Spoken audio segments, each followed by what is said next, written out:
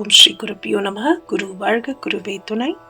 இறையருளும் குரு அருளும் காப்பாக அமையட்டும். What is self sacrifice அப்படிங்கிற டாபிக் இப்போ பார்க்க போகிறோம். செல்ஃப் சாக்ரிஃபைஸ்னால் என்ன? குருக்ஷேத்ரா யுத்தம் நடந்து முடிஞ்ச அப்புறம் கிருஷ்ணா, பஞ்சபாண்டவர்கள் எல்லாரும் உட்காந்து பேசுகிறாங்க. அதுக்கப்புறம் சபை கூட்டப்படுகின்றது. அந்த சபையில் ஒரு பெரிய யக்ஞம் பண்ணணும், பெரிய சாக்ரிஃபைஸ் பண்ணணும். பெரிய வார் நடந்திருக்கு, பல பேர் உயிர் தியாகம் செஞ்சுருக்காங்க. ஸோ எல்லாருக்காகவும் நம்ம ஒரு பெரிய யக்ஞம் பண்ணணும். நிறைய பேரை கூப்பிட்டு சாப்பாடு கொடுத்து பொன் பொருள் எல்லாம் கொடுத்து ரொம்ப சிறப்பாக பண்ணணும். நிறைய பிராமணர்களை கூப்பிட்டு நிறைய ஜபம் பண்ணி எல்லாம் பண்ணணும்னு பயங்கர டிஸ்கஷன்லாம் நடக்கிறது. ஸோ இந்த மாதிரி சமயத்தில் எல்லாம் முடிஞ்சாச்சு, பூஜை எல்லாம் முடிஞ்சு ஒரே திருப்தி, எல்லாரும் சந்தோஷம். நம்மளை மாதிரி சாக்ரிஃபைஸ் பண்ணுவா யாரும் கிடையாது, நம்ம தான் கிரேட் அப்படின்னு சொல்லி பஞ்சபாண்டவர்கள் ஓரளவுக்கு ரொம்ப திருப்தியாக கிருஷ்ணர்கிட்ட சொல்லிட்டு இருக்கும்போது கிருஷ்ணர் சிரிச்சுட்டு நின்றுட்டு இருந்தாராம். அந்த டைமில் திடீர்னு ஒரு மங்கூஸ் ஓடி உருண்டு பிறண்டு இங்கே அங்கன்னு சுற்றி உருண்டு சுற்றுறதான். சுற்றிட்டு அந்த மங்கூஸ் சொல்கிறதான், ச்சே யூஆர் ஆல் லயர்ஸ் அப்படிங்கிறதான், நீங்கள் எல்லாம் போய் சொல்கிறீங்க அப்படின்னு சொல்லிட்டு அது திருப்பியும் உருள ஆரம்பிக்கிறது.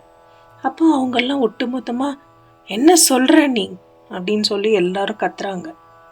எவ்வளோ பெரிய இது பண்ணியிருக்கோம் நாங்கள், நீ என்ன இப்படி பேசுகிற, இவ்வளோ பெரிய செரிமனி முடிச்சப்புறம் அப்படின்னு சொன்ன உடனே அந்த மங்கூஸ் சொல்கிறதான், என்னோட உடல் பார்த்தியா, பாதி ப்ரௌன் கலரும் பாதி கோல்டு கலரும் இருக்குது.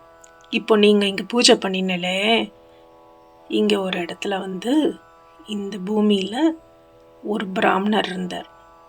அந்த பிராமணர் ஒய்ஃபு, ஒரு புள்ள, ஒரு அவங்க ஒய்ஃபு, தட் இஸ் மருமகள், 4 பேரும் இருந்திருக்காங்க. இந்த இடத்துல அவங்க பாட்டுக்கு லைஃப் லீட் பண்ணிகிட்ருக்காங்க.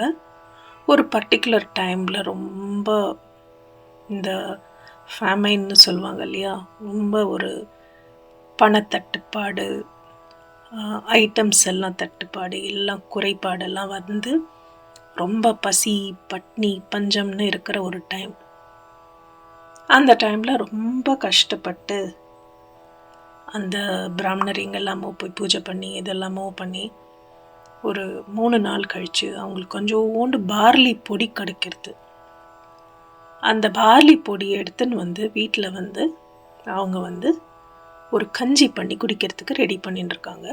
கஞ்சி பண்ணியாச்சு, இன்னும் என்ன 4 பேரும் குடிக்கணும். அந்த டைமில் யாரோ கதவு தட்டுறாங்க. பார்த்தா ஒரு பயங்கரமாக ஒரு ரொம்ப ரொம்ப ஒரு ரொம்ப களைப்போட ரொம்ப குறுகின உடலோட ஒருத்தர் கதவை தட்டுறார். கதவை தட்டிட்டு, நான் உள்ளே வரலாமா அப்படின்னு கேட்குறார்.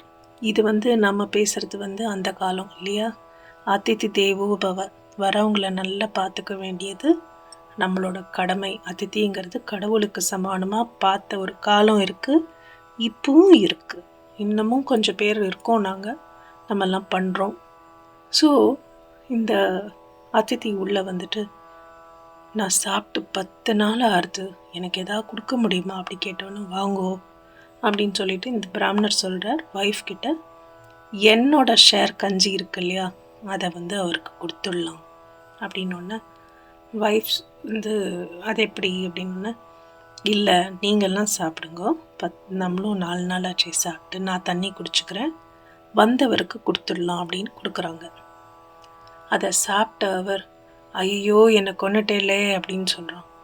என்னப்பா இப்போ தான் உனக்கு கொடுத்தேன், நீ இப்படி சொல்கிற அப்படின்னோன்னு, 10 நாளாக ஒன்றும் சாப்பிடல, நீ இத்தினோண்டு கஞ்சி கொடுத்தப்போ என் பசி ரொம்ப கலறி போயிடுத்து, என்னால் தாங்க முடியல, எனக்கு இன்னும் கொஞ்சம் கஞ்சி கொடுப்பியா அப்படின்னு கேட்ட உடனே ஒய்ஃப் சொல்கிறாங்க, பாருங்கள் நீங்களே கொடுத்தாச்சு, இப்போ நான் உங்களை விட்டுட்டு என்னால் சாப்பிட முடியாது, வந்தவர் வயர் நிறையட்டும், நான் கொடுத்துடுறேன் அப்படின்னு சொல்லிட்டு அவங்க பங்குக்கு இருந்த கஞ்சியும் கொடுக்குறாங்க. அடுத்தது என்னாச்சு, அவர் அதையும் சாப்பிட்றார். சாப்பிட்ட உடனே, அம்மா என்னால் முடியலம்மா, எனக்கு இன்னும் வேணும் அப்படின்னு சொல்லி கேட்ட உடனே பையன் சொல்கிறான், அப்பா அம்மா செஞ்சதுனால அதை என்னோட ஷேரை கொடுக்க வேண்டியது என்னோட கடமை அப்படின்னு சொல்லி புல்லை தன் பங்குக்கு கொடுக்குறாரு. அப்போ மனைவி சொல்கிறா, ஐயோ நீங்கள் 3 பேர் சாப்பிடாம நான் மட்டும் எப்படி சாப்பிட்றதுன்னு மருமக சொல்லிட்டு, பரவாயில்ல என்னோடதையும் அவருக்கே கொடுத்துருங்கோ, அவர் ஒருத்தர் வயிறாவது நல்லா நிறையட்டும் அப்படின்னு சொல்லி மொத்தத்தையும் அந்த வந்த அதிதிக்கு கொடுத்துடுறாங்க. அவர் ஃபுல்லாக குடிச்சிடுறாரு. குடிச்சிட்டு திருப்தியாக அவங்கள ரொம்ப நல்லா இருங்க நல்லா இருங்க நல்லா இருங்கன்னு சொல்லி ஆசீர்வாதம் பண்ணிட்டு கிளம்பிடுறாரு. அன்னைக்கு ராத்திரி அந்த 4 பேரும் அவங்களும் 5-6 நாளாக ஒன்றுமே சாப்பிடாம இருந்ததுனால 4 பேரும் பசியில் இறந்துடுறாங்க.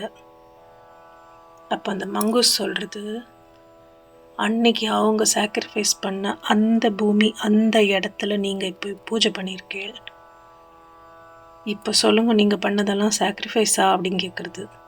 ஏன்னா நீங்கள் பண்ணியிருக்கிறது சாக்ரிஃபைஸ்னால் என்னோட கலர் ஃபுல்லாக கோல்டாக இருக்கும், எனக்கு அவங்கள மாதிரி இன்னொருத்தர் கிடைக்கவே இல்லை, இந்த உலகம் பூராவும் நான் சுற்றிட்டேன் அப்படின்னு சொல்லி செல்ஃப் சாக்ரிஃபைஸ் பற்றி சொல்கிறது.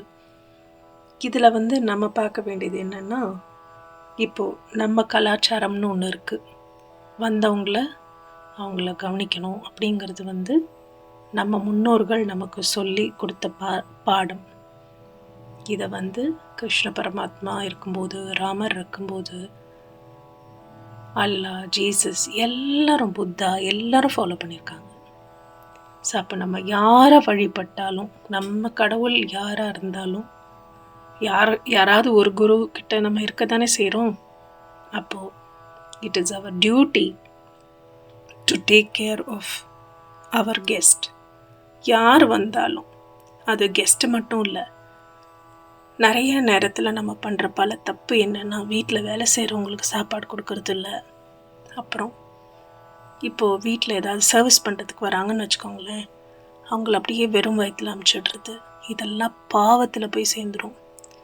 பசியோடு வந்திருக்கலாம் ஒரு டைமு, அவங்களுக்கு ஒரு கிளாஸ் தண்ணி, ஒரு கிளாஸ் வெயில்னா ஒரு கிளாஸ் மோர், குளிர்னா ஒரு கிளாஸ் காஃபியோ டீயோ 2 பிஸ்கெட்டோ ஏதோ நம்மளால் முடிஞ்சது கொடுத்தா அவங்களும் திருப்தியாக ஏதோ சாப்பிட்டுட்டு வேலை பண்ணுவாங்க, இன்னும் கொஞ்சம் எனர்ஜெட்டிக்காக வேலை பண்ணுவாங்க. நமக்கும் அது புண்ணிய கணக்கில் தான் வரும் இல்லையா?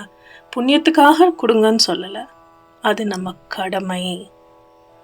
வந்தவங்க யாராக இருந்தாலும் நல்லா பார்த்துக்க வேண்டியது நம்மளோட கடமை. இப்போ எது இருந்தாலும் ஒரு மரியாதை இல்லாமல் போயின்னு இருக்கு. ஸோ அந்த காலத்திலேயே இதெல்லாம் சொல்லிட்டு தான் போயிருக்கார் குருநாதர். ஸோ இந்த எபிசோடு உங்களுக்கு பிடிச்சிருக்கும் நம்புகிறேன். கண்டிப்பாக பார்த்துட்டு அப்படியே போயிடாதீங்க, ஒரு லைக்கை போட்டுட்டு பிடிச்சதுன்னா கமெண்ட்ஸும் போடுங்க. தயவுசெய்து இதை நிறைய பேருக்கு ஷேர் பண்ணுங்கள். Okay friends, we'll meet in the next episode. Thank you. வாழ்க வளமுடன்.